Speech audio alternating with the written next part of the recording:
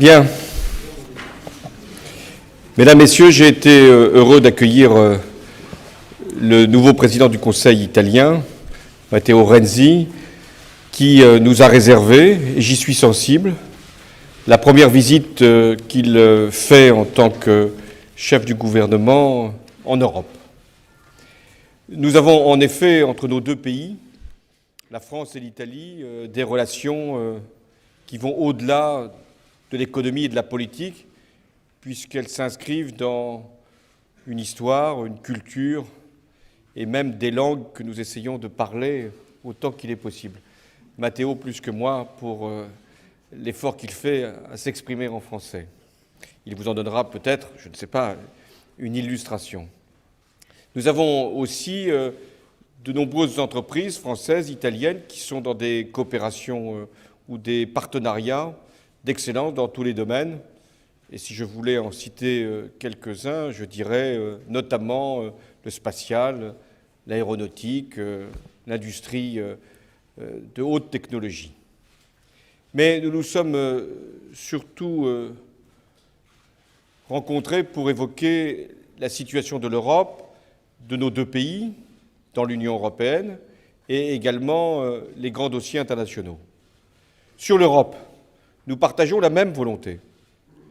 Faire que cette union, pour laquelle la France et l'Italie ont une responsabilité particulière, dois-je rappeler que c'est à Rome que fut signé le traité qui a créé le marché commun et que nous sommes tous les deux des représentants des pays fondateurs de l'Europe, donc nous avons des responsabilités et que nous sommes à la veille du renouvellement du Parlement européen et nous entendons les exercer, ces responsabilités, pour convaincre nos peuples que l'Europe est une chance pour la paix, une chance pour la démocratie, mais n'est pas encore regardée comme une chance pour la croissance et l'emploi. Et ça doit être maintenant, et c'est déjà le cas depuis plusieurs mois à l'initiative de la France et d'autres pays, dont l'Italie, nous devons faire que la prochaine étape soit autour de la croissance, de l'emploi, notamment de l'emploi des jeunes,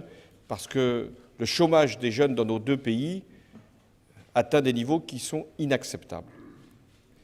Nous avons aussi des responsabilités parce que nous devons faire des réformes. Le président Renzi en a annoncé pour l'Italie, nous en faisons depuis plusieurs mois pour la France, et dans ces réformes, il y a des points communs. Il y a notamment l'effort que nous devons porter sur la compétitivité de nos économies, sur les structures politiques, administratives, effort que nous devons faire aussi pour la justice, et notamment fiscale, effort que nous devons faire pour que nos pays restent fondés sur un modèle social, mais qui doit lui-même évoluer et changer. Et dans les annonces qu'a pu faire le président Renzi, dans les choix que j'ai faits pour la France, notamment le pacte de responsabilité, il y a beaucoup de points communs. À la fois la reconnaissance que nous devons abaisser le coût du travail, moderniser le marché du travail, mais aussi faire que le dialogue social, que les engagements en termes d'emploi puissent être respectés par l'ensemble des acteurs économiques. Nous aurons à travailler ensemble, avant le renouvellement du Parlement européen, sur quelques grands sujets, notamment le sujet du climat, puisque nous aurons à donner une orientation pour que l'Europe puisse être pleinement partie prenante d'une négociation qui connaîtra sa conclusion à Paris l'année prochaine. C'est le sommet sur le climat. Nous avons également évoqué les sujets internationaux les plus brûlants. L'Ukraine, où, en ce qui nous concerne, nous considérons que le référendum ou la consultation n'a aucune valeur légale en Crimée et que tout doit être fait pour qu'on retrouve la voie de la négociation dans le respect de l'intégrité territoriale de l'Ukraine. Et nous avons aussi parlé de plusieurs sujets que nous avons également en commun dans nos politiques respectives. La Méditerranée, président Renzi revient de Tunisie et nous avons là à marquer notre solidarité à l'égard de ce pays qui a vu naître le printemps arabe et plus généralement du lien que nous devons poser, renforcer entre l'Europe et la Méditerranée. C'est la question de la Libye.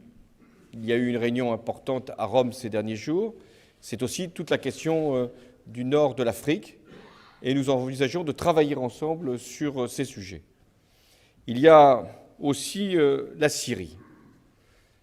C'est hélas une tragédie qui dure depuis 3 ans et sur laquelle la France, comme l'Italie, n'entend pas fermer les yeux. Il y a des drames, des massacres qui se produisent chaque jour. Il y a eu une conférence qui s'est tenue à Genève et qui n'a pas abouti, et nous devons continuer à faire la pression indispensable pour qu'une solution politique soit trouvée. Et il y a des sujets qui parfois s'effacent de l'actualité. Non pas parce qu'il ne s'y produit plus rien, parfois il s'y produit le pire, mais parce que d'autres prennent une place nouvelle. Je considère que sur la Syrie, nous n'en avons pas terminé tant qu'il y a ces massacres, ces drames, ces tragédies, ces réfugiés, ces déplacés, et des femmes qui se font, on le sait, aujourd'hui violer pour les droits qu'elles essayent de défendre. Il y a la menace qui pèse sur le Liban. Là aussi, nous sommes solidaires par rapport à ce pays. Et il s'est tenu à Paris une conférence importante sur le Liban. Je termine sur la question de l'Afrique, parce que l'Italie et la France veulent être pleinement présentes sur ce grand continent d'avenir, et faire en sorte qu'il puisse aussi vivre en sécurité. Vous savez que la France est présente en Centrafrique, une mission européenne a été décidée dans le cadre d'une opération, et je souhaite que l'Italie y prenne toute sa place. Pour terminer, avec Matteo, nous aurons autant de consultations que nécessaire. Il arrive aux responsabilités d'un grand pays. J'ai une expérience qui ne date que de 2 ans, mais tout ce que je peux te dire sur ce qu'il faut faire et pas faire, je te le dirai. Merci beaucoup. Merci beaucoup, Monsieur le Président.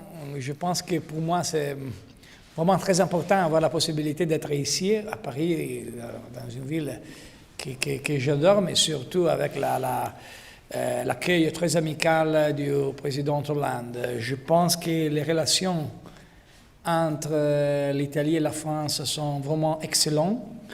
Et je pense aussi que nous allons travailler ensemble. Pour nous, c'est très important, d'une façon très efficace, dans l'intérêt de nos pays, mais aussi, je pense, pour l'intérêt de l'Europe.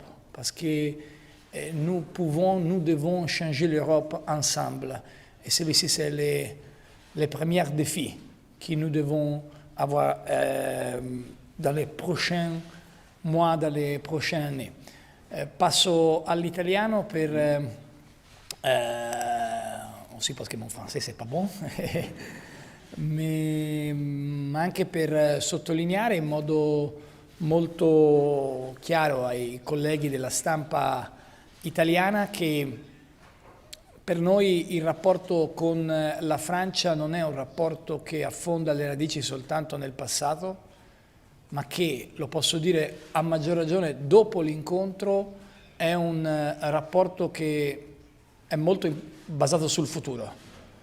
Noi abbiamo bisogno di vincere insieme una battaglia di valori nel mondo. La considerazione che ha fatto il presidente Hollande sull'Africa ci vede profondamente convinti, profondamente allineati, e troveremo il modo di fare del Mediterraneo sempre di più un grande luogo di attrazione per l'Europa.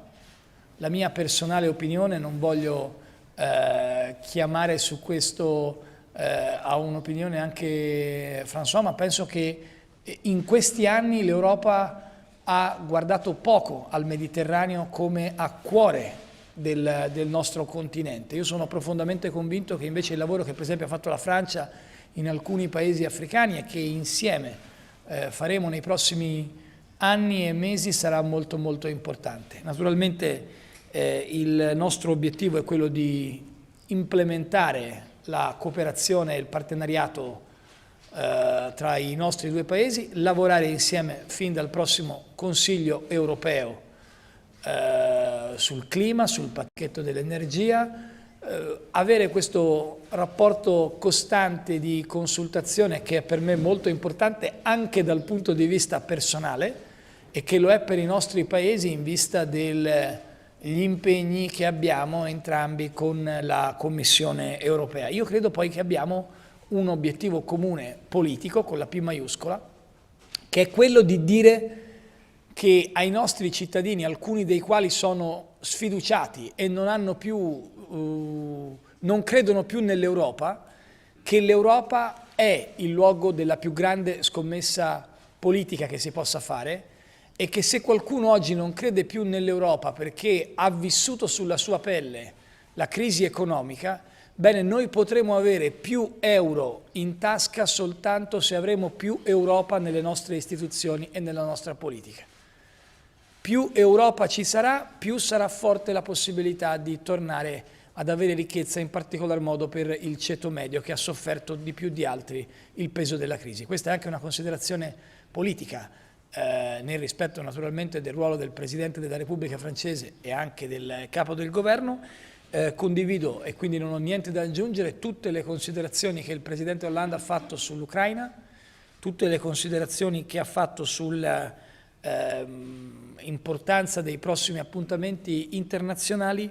Aggiungo che dopo il vertice di Parigi che ha segnato l'appuntamento sulla lotta contro la disoccupazione giovanile, il prossimo sarà a luglio a Roma, e noi che siamo messi peggio della Francia, molto peggio della Francia sulla disoccupazione giovanile, abbiamo bisogno di fare di quello appuntamento di luglio un grande momento di rilancio e per questo le riforme, il pacchetto di riforme istituzionali, politiche e occupazionali che abbiamo fatto dovrà vedere una conseguenza significativa. Chiudo ringraziando il Presidente Hollande e augurandomi che nel semestre europeo gli obiettivi che vedono insieme Francia e Italia potranno essere obiettivi non soltanto condivisi dai nostri due paesi, c'è un profondo legame, lo avete sentito dalle parole del Presidente, ma anche da tutta l'Europa che ha molto più bisogno che ha bisogno di essere viva. E allora diciamo sempre che dobbiamo rispettare tutti i limiti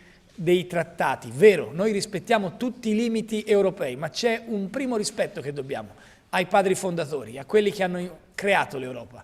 Il rispetto che dobbiamo loro è quello di fare dell'Europa un luogo dei cittadini e dei popoli e non solo un luogo della tecnocrazia.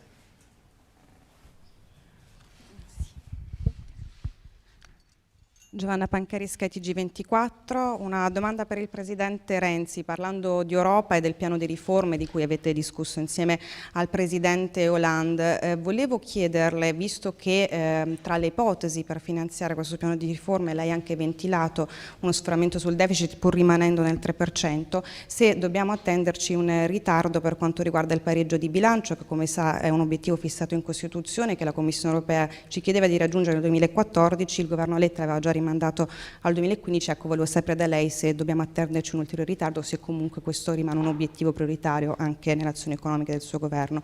Pour le président François Hollande, je voulais vous demander, en parlant de l'autre Europe qui l'Italie et la France vont construire peut-être dans les prochaines années, une des critiques que le président Renzi dans les derniers mois a plusieurs fois fait, c'était aux limites du pacte de stabilité. Il a dit que l'Italie va respecter tous les paramètres du pacte de stabilité, mais en même temps, il a exprimé la nécessité peut-être dans le futur de revoir les pactes de stabilité. Et je voulais savoir si la France pourrait être d'accord dans ce type de chemin, surtout sur les paramètres du déficit au 3%. Merci.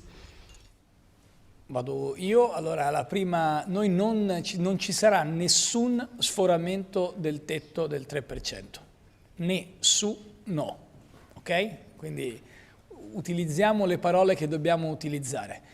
C'è un margine tra il 2,6% e il 3%, noi siamo al 2,6%, che potremo eventualmente utilizzare rispettando i limiti. E quando io parlo di patto di stabilità, parlo del patto di stabilità interno dei singoli paesi, rispetto alla domanda che lei ha fatto al Presidente Hollande. Noi abbiamo un nostro patto, il modo per rispettare il patto di stabilità interno, che impedisce ai comuni di spendere i soldi per le scuole, pur avendo tante risorse nel bilancio comunale. Allora noi cambieremo il patto di stabilità interno per consentire ai nostri figli di avere delle scuole degne di questo nome. È normale che ci sta a cuore la stabilità burocratica, ma ci sta a cuore anche la stabilità dei nostri figli delle aule scolastiche, anzi ci sta a cuore molto la stabilità delle aule. E allora nessun vincolo sarà sforato, tutti i vincoli saranno rispettati. Certo, noi pensiamo che nel rispetto dei vincoli dobbiamo riflettere insieme con la nuova Commissione come l'Europa aiuterà i Paesi membri a insistere sulla crescita e sulla lotta contro la disoccupazione giovanile soprattutto. Chiudo dando un dato, soprattutto ai giornalisti italiani. Sono 20 anni che il nostro Paese ha un surplus primario, quasi sempre, non sempre. Ci sono stati in alcune circostanze in cui non l'abbiamo rispettato, cioè sono anni in cui l'Italia ha un avanzo primario importante. Però oggi viviamo una fase di difficoltà economica, occupazionale, giovanile. Per cambiare abbiamo bisogno di rispettare le regole che non vengono da un nemico, ma vengono da noi stessi, sono le regole dell'Europa, e contemporaneamente tentare di dire che l'attenzione alla crescita, l'attenzione a chi sta male è una priorità. Io credo in generale di chi fa politica, in particolar modo di chi fa politica militando in una espressione della sinistra europea.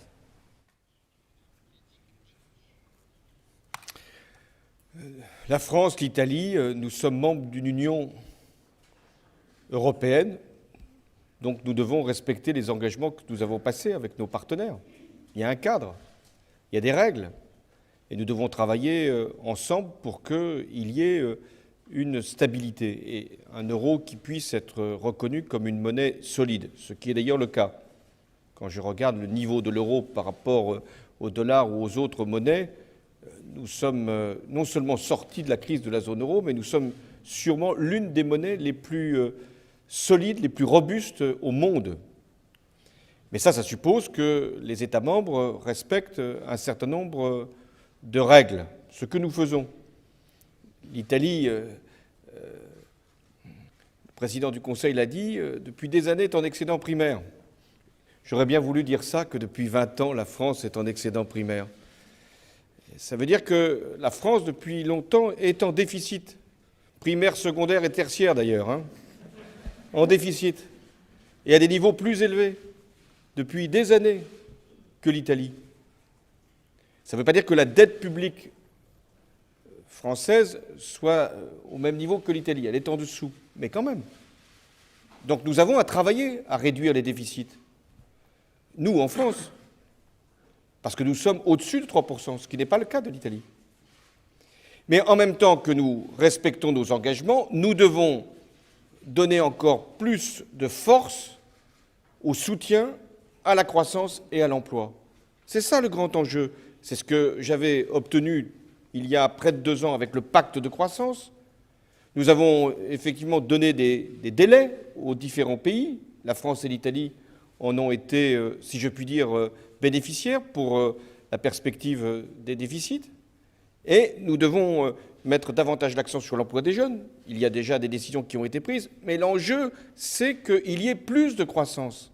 Et s'il y a d'ailleurs plus de croissance, ça sera plus facile encore d'obtenir des résultats en termes de réduction des déficits et de maîtrise de la dette publique. Voilà l'objectif que nous nous sommes fixés, mettre plus de croissance. Comment on met plus de croissance?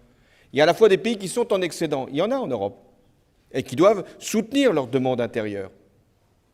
Et puis les autres pays, ceux qui sont en déficit du commerce extérieur, c'est le cas de la France depuis 10 ans. Eh bien, ces pays-là doivent améliorer encore leur compétitivité. Et c'est ce que je fais, et c'est le sens du pacte de responsabilité. Parce qu'en améliorant la compétitivité, on va pouvoir vendre davantage et avoir plus de croissance et donc plus d'emplois. Et je pense que c'est cette politique-là qui permet d'être à la fois conforme aux engagements, aux valeurs qui sont les nôtres, et en même temps conforme aux engagements que nous avons passés dans le cadre européen. Bonjour, Elisabeth Pinault de l'agence Reuters. Sur le dossier ukrainien, Moscou ne semble pas s'orienter vers la désescalade voulue par l'Union européenne. Dans ces conditions, craignez-vous l'un et l'autre que le référendum de dimanche en Crimée ne soit qu'un prélude à une déstabilisation totale de l'Ukraine? Monsieur le Président, confirmez-vous l'annulation de la réunion franco-russe de mardi à Moscou, et ne pensez-vous pas qu'il conviendrait de suspendre le contrat Mistral afin de faire pression sur la Russie? Merci. Je vous remercie pour toutes vos questions.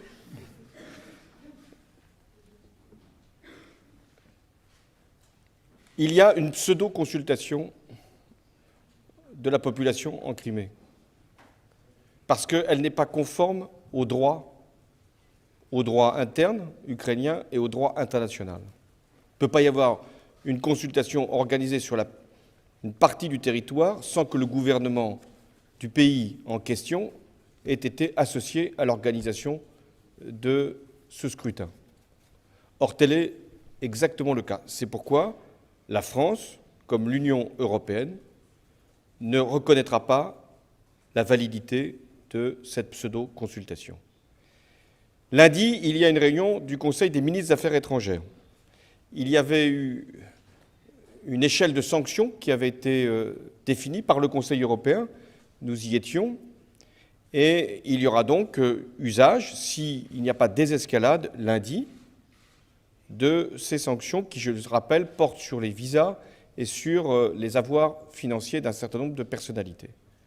Je souhaite qu'il y ait des escalades et qu'il y ait donc un groupe de contact qui puisse trouver des solutions dans le cadre de l'intégrité territoriale de l'Ukraine, mais de la reconnaissance aussi des liens qui existent entre la Russie et l'Ukraine.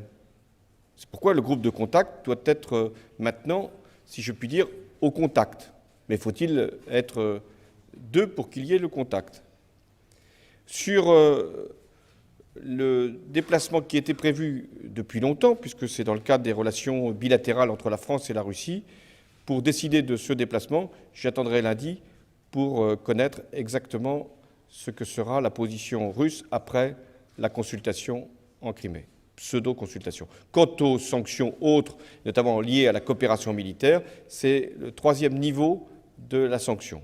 Nous en sommes au premier. Je suis absolument d'accord avec Monsieur le Président. Et je pense que c'est très important que nous avons travaillé ensemble, comme pays qui font part du G8, parce que c'était très important que la France, l'Allemagne, le Royaume-Uni et l'Italie ont travaillé ensemble dans cette période vraiment difficile, mais aussi, ça va sans dire, avec les conseils d'Europe.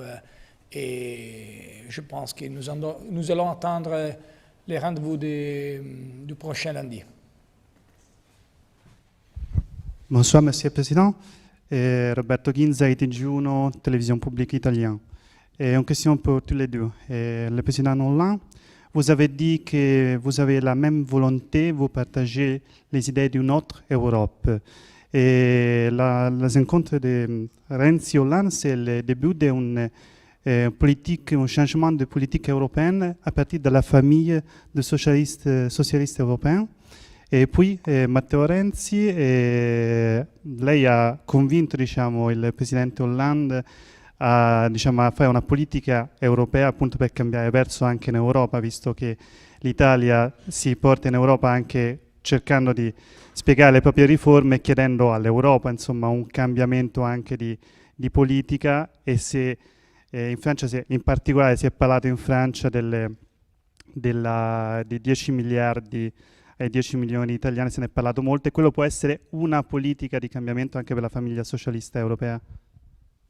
Sì, d'accordo.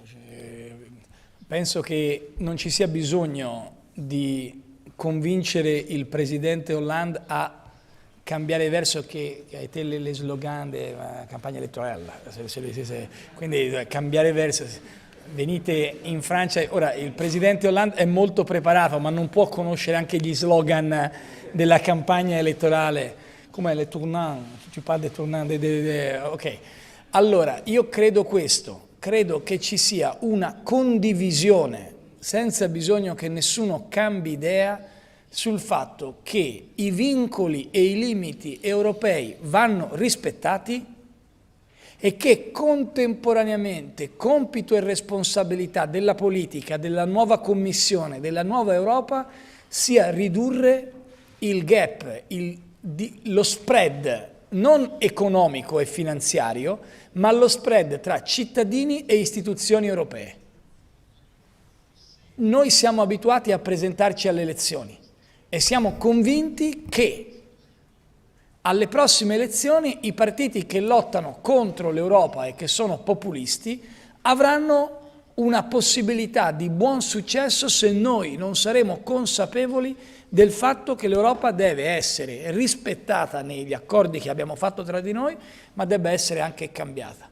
Quindi non si tratta di cambiare le posizioni degli uni o degli altri, ma di lavorare insieme, e in questo senso è importante il congresso del Partito Socialista che si è svolto a Roma, a cui lei ha fatto riferimento, è importante lavorare insieme dentro le grandi famiglie politiche europee per sottolineare come riportare i cittadini a credere nell'Europa sia una delle grandi sfide che possiamo fare, ma non possiamo cambiare verso i cittadini, dobbiamo essere capaci di cambiare l'approccio delle istituzioni e anche, se è possibile, formare con più convinzione una classe dirigente che veda l'Europa non come il nostro nemico, da noi in Italia c'è qualcuno che pensa che l'Europa sia il nostro nemico, ma come il nostro partner. Chiudo, l'Italia deve rispettare i propri vincoli non perché ha firmato un accordo con l'Europa,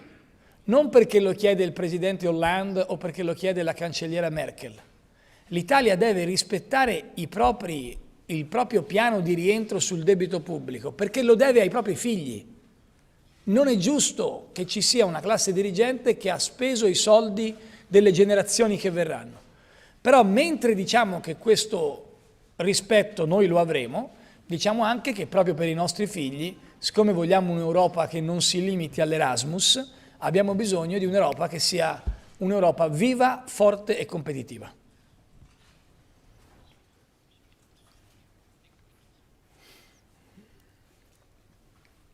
Une autre Europe? C'est ça le slogan. Je pense que nous devons faire en sorte que l'Europe corresponde le mieux à l'aspiration des peuples, c'est-à-dire une Europe qui assure la sécurité. C'est pour ça qu'elle a été fondée. Une Europe qui permette d'avoir une libre circulation des marchandises et des personnes, d'avoir un espace politique qui est fondé sur le droit et la démocratie.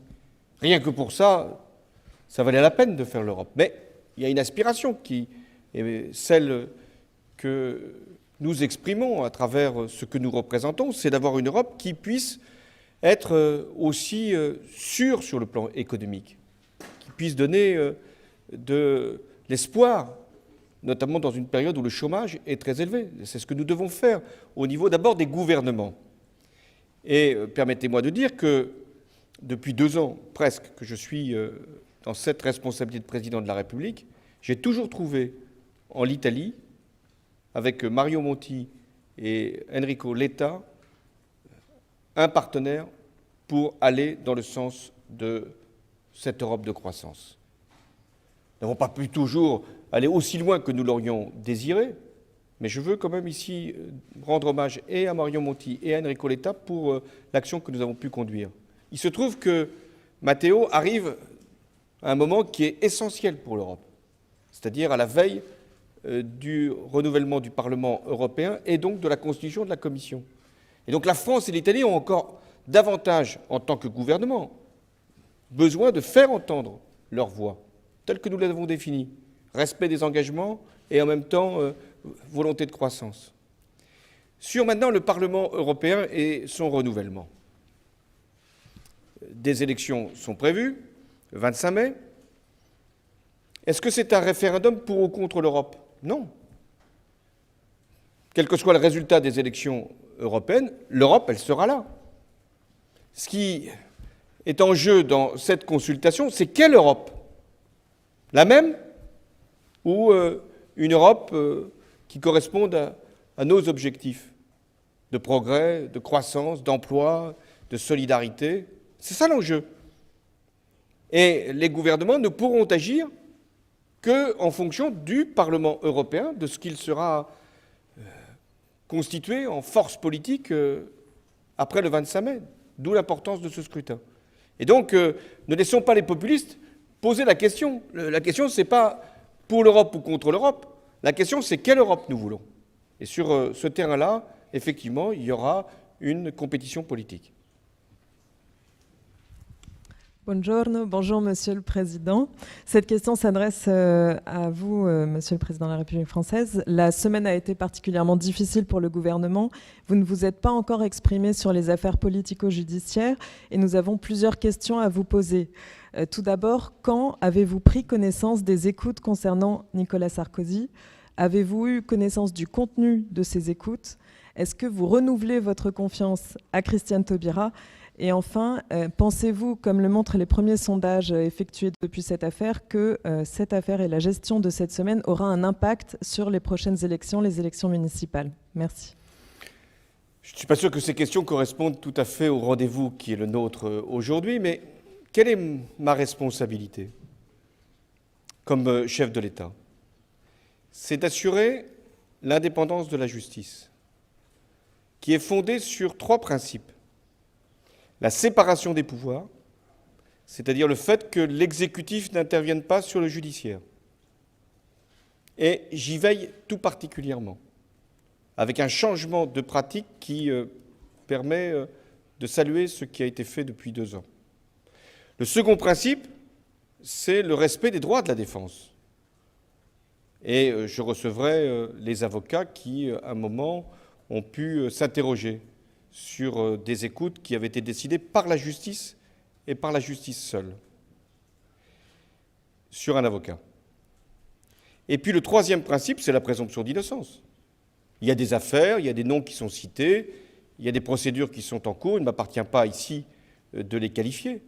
Mais la justice passera et je dois faire en sorte qu'elle puisse être incontestable parce qu'elle ne peut pas être contestée. Parce que ça, c'est un principe fondamental, qui est celui de l'indépendance de la magistrature, et c'est aussi la raison pour laquelle je recevrai, à leur demande, les syndicats de magistrats. Merci.